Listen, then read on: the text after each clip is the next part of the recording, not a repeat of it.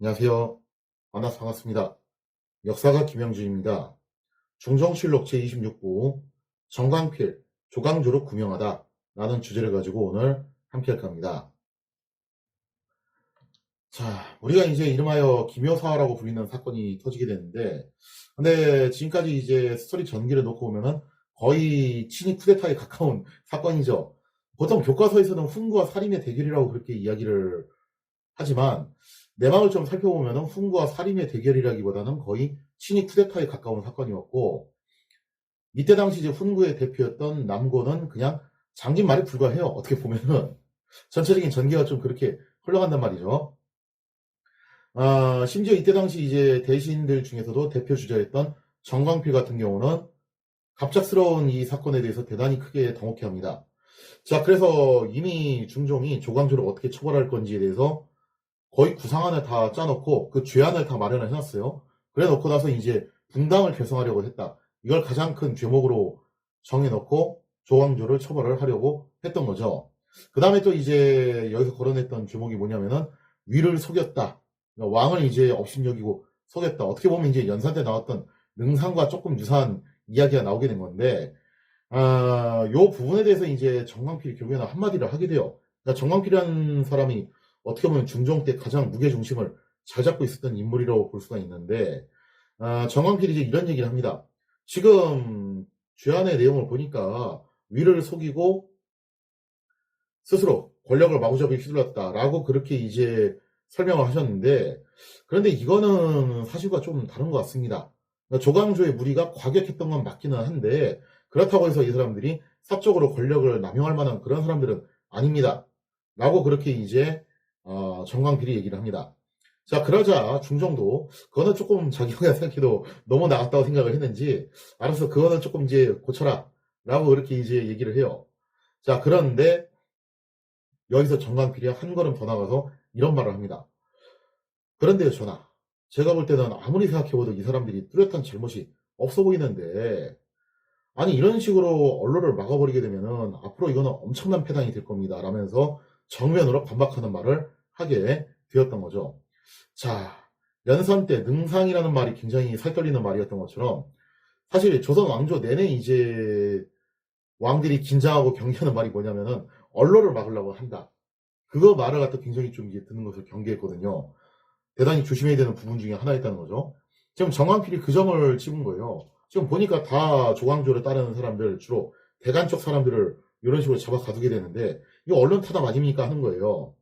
자, 그러자 중종이 뭐라고 얘기를 하냐. 언론을 막으려는 게 아니다. 이미 조광조가 잘못한 것이 많은데 의금부에서 조사를 하면은 구체적인 사안들이 다 드러날 것이다. 근데 이것도 말이 좀 이상한 게, 구체적인 내용이 아직 정해지지 않았는데 죄를 줄 것을 벌써 결정했다는 뉘앙스거든요, 말이. 자, 그래서 이제 정광필이 또 여기에 대해서도 그런 얘기를 해요.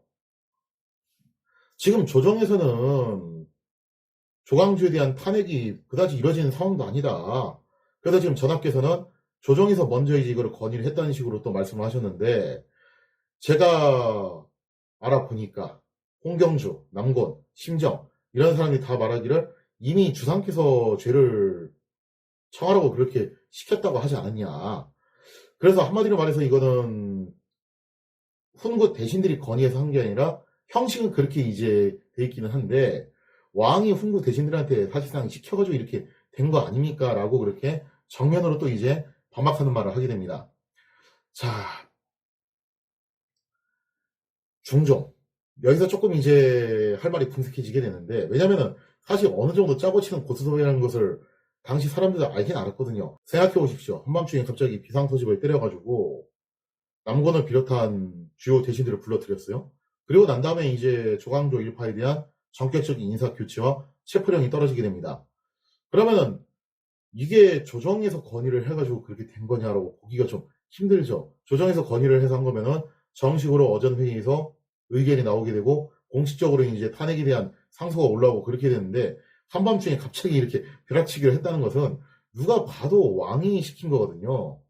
왕하고 입을 맞춘 거예요. 한밤중에 와가지고. 자, 그래서 이제 이 부분을 갖다가 중종이 찔리게 되니까 중정도 여기서 좀 할 말이 없어가지고 좀 이제 버벅버벅 거리기 시작을 해요. 아, 조정의 일이 굉장히 크게 걸러지게 됐는데 이거 왜 그렇게 됐을까? 어쩌다 이렇게 됐을까? 나도 참 이거 안타깝게 생각을 한다. 이런 식으로 이제 얼버무리면서 어쨌든 좀 이제 상황을 모면하려고 합니다.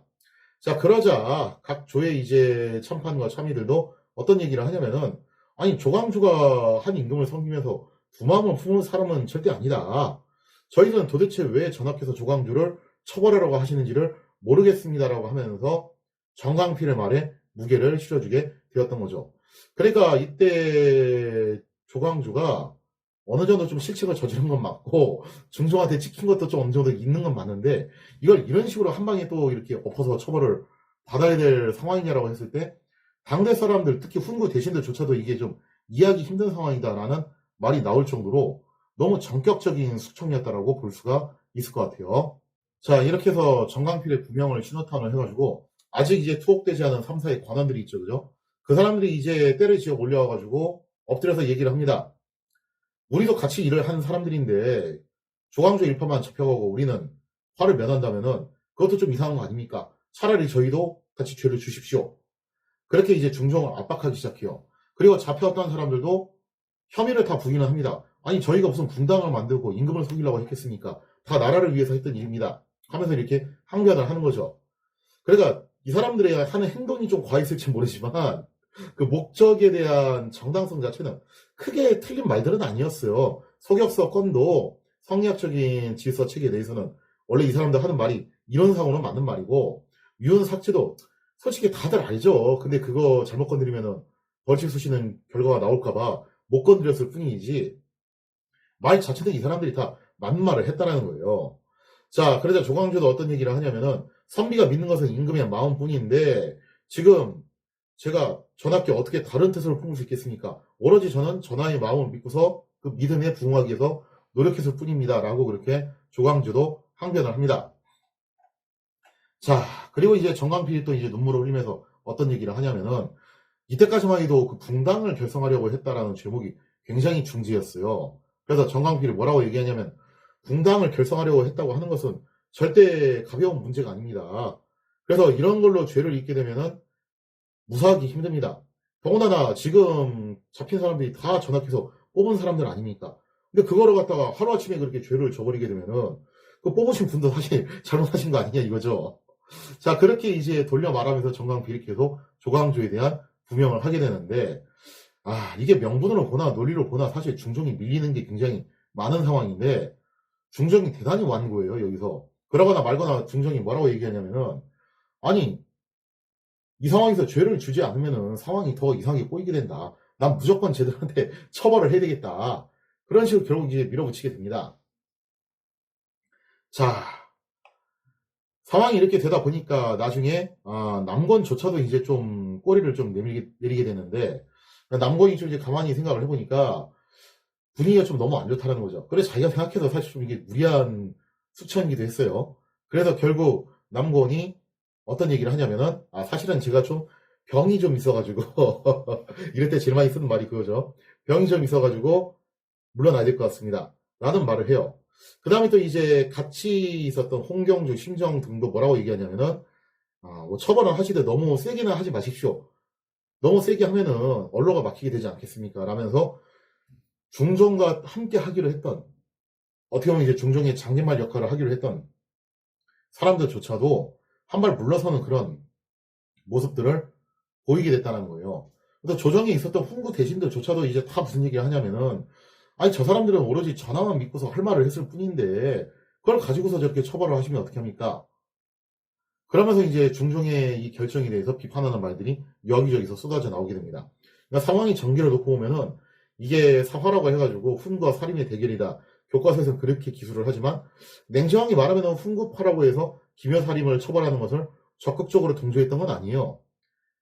미온적으로 좀 이제 동조를 했거나 아니면은 좀 방관하는 입장이었거나 그런 사람들이 많았고, 심지어 정강필처럼 적극적으로 구명에 나서는 사람들도 있었다는 거죠. 그래서 오히려 기묘사는 기묘살인 대 훈구파의 대결이라기보다는 왕인 중종하고 바로 이 살인의 대결이다. 어떻게 보면 그렇게 봐야 되나 좀 그래요. 그게 교과서의 내용하고는 좀 실제 역사적 사실이 이 부분에서 좀 차이가 나기는 합니다. 근데 교과서 같은 경우는 시험 문제를 내대다 보니까 도식화시켜서 가르치는 게 그게 편하거든요, 사실은. 그래서 도식화시켜서 이제 서술을 하는 거죠. 훈구 대 살인의 대결이다, 이런 식으로. 자, 그래서 이제 정광필을 비롯한 신하들이 이제 뭐라고 얘기를 하냐면은, 정처벌을 하시려고 한다면은, 그냥 파직 정도로만 하십시오. 그렇게 이제 또 타협안도 내기도 해요. 자, 그러나 중종이 뭐라고 얘기를 하냐. 이미 조광조가 국사를 그르친 게 한두 가지가 아니고, 조정이 대신에도 여기에서 동의를 했다. 그리고 동의를 했다는 것도 사실은 그냥 답정너식으로 한밤중에 불러내가지고 동의를 받은 거죠. 자, 그렇게 해가지고 계속 막무가내로 밀어붙이게 되면서 조광조가 완전히 코너에 몰리게 되는데, 결국 이제 중종이 이제 최종적으로 뭐라고 확정을 짓냐. 조광조와 김정 두 사람은 사살을 해라. 그리고 김식, 김구 이 사람들은 장 100대를 쳐가지고 절대 유배를 해라. 그리고 윤자임은 외방에 붙여이라. 라는 어마어마한 명령을 바로 내립니다. 그리고 당시 훈구 대신들조차도 파직 정도면 됩니다라고 했는데 그냥 중종은 여기서 사형을 내리라는 말을 해버려요. 대단히 감정이 실린 결정이라고 볼 수가 있겠죠. 그래서 깜짝 놀랐던 사관이 뭐라고 얘기를 하냐면은 임금의 말을 한번 내려주면 고치기가 어렵습니다. 정말로 이렇게 하실 겁니까? 대신들을 일단 불러가지고 한 번 더 의견을 좀 들어보시죠. 그러자 이제 중종도 한 번의 사역까지는 좀 힘들다고 생각을 했는지 일단 대신들을 불러가지고 한 번 더 물어보는 신용을 해요. 자, 그러자 정광필이 또 깜짝 놀라가지고 아니 아무리 생각해도 저는 그 사람들이 무슨 잘못을 그렇게 크게인지를 잘 모르겠는데 어떻게 이렇게 사역을 내릴 수가 있습니까? 한 번만 더 생각하십시오. 그렇게 많은 신하들이 또 여기에 대해서 동의를 하게 돼요. 그냥 조광조 세력이 너무 지나치게 과격한 면은 있긴 했었지만 다 따지고 보면 나라를 위해서 했던 일 아닙니까? 이걸 가지고 이렇게 처벌하시면 어떻게 합니까? 자, 그리고 또 이제 성균관의 유생들도 이제 궐문으로 들어와가지고 눈물을 흘리면서 계속 반대를 하게 됩니다. 자, 그러자 중종 결국 이제 어떤 결정을 내리냐면은 진짜 내가 사약을 내리고 싶었는데 하도 주변에서 뜯어 말리니까 할 수 없다. 조광조 등 4명은 고신을 빼앗고 장 100대를 쳐가지고 먼 곳에 유배를 하고 나머지 사람들은 장 100대를 쳐가지고 유배를 시켜라 라는 쪽으로 그렇게 이제 타협을 하게 됩니다. 다만 이제 100대는 다 맞진 않았고 이제 보통 속받친다고 해가지고 이제 100대에 해당하는 돈을 갖다가 내는 방식이죠. 그런 방식으로 해결을 좀 이제 하긴 했을 거예요. 자, 이렇게 해서 조광조는 귀향을 가는 것으로 끝나기는 했는데 뭐 다들 아실 겁니다. 조광조의 결말이 어떻게 나는지. 자, 그럼 앞으로 조광조의 운명은 어떻게 되는 것인가? 거기에 대한 이야기는 다음 시간에 이어서 계속하도록 하겠습니다.